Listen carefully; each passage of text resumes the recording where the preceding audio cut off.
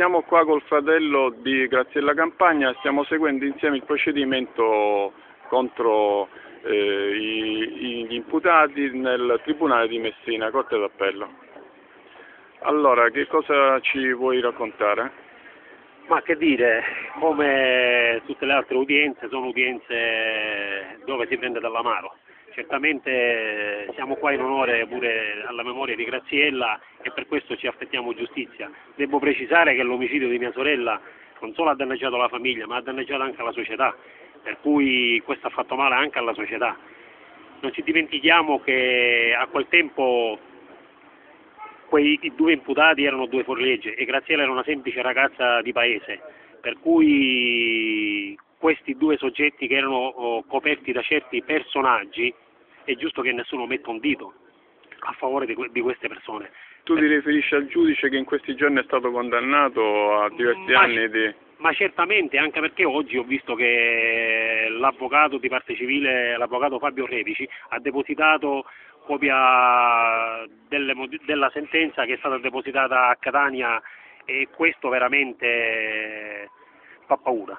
Vedere due magistrati imputati per favoreggiamento e devo dire che uno dei magistrati che frequentava la masseria a Villafranca e che ha assolto gli imputati nell'istruttoria, questo è un fatto gravissimo, ma molto grave. Questo dovrebbe fare pensare veramente come si può, ma come può uno fermarsi di fronte a queste cose? Ma si debbono solo vergognare,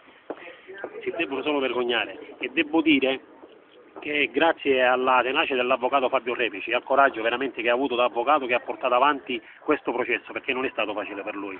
Mi auguro che questo processo vada avanti e devo dire che Graziella, se non aveva il fratello carabiniere,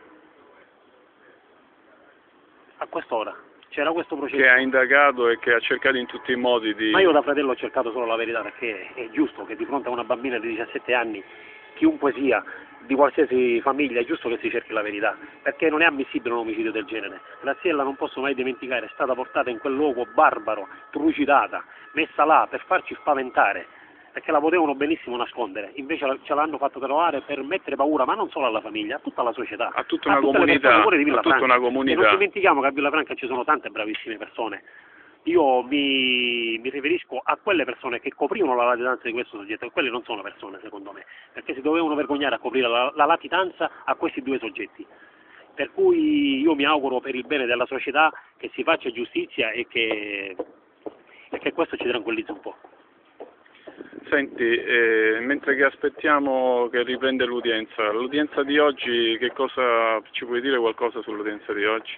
Ma dell'udienza di oggi si è parlato come al solito delle intercettazioni che ci sono in corso, che cercano di annullarle. Queste intercettazioni, ciò che conta è il contenuto, e loro possono dire che a suo tempo il decreto non era motivato o era motivato. Questo a me non importa, a me quello che importa è il contenuto, e dal contenuto si evince veramente che questi soggetti venivano aiutati da quelle persone che sono state intercettate, per cui c'è un aggravante. Pure se le annullano, noi come famiglia lo sappiamo e lo sanno pure gli altri ciò che hanno fatto, per cui quello che per noi conta è che siamo di fronte a dei soggetti che coprivano la latitanza di due palermitani, per cui questo già è fatto grave. Va bene, grazie. Scusami.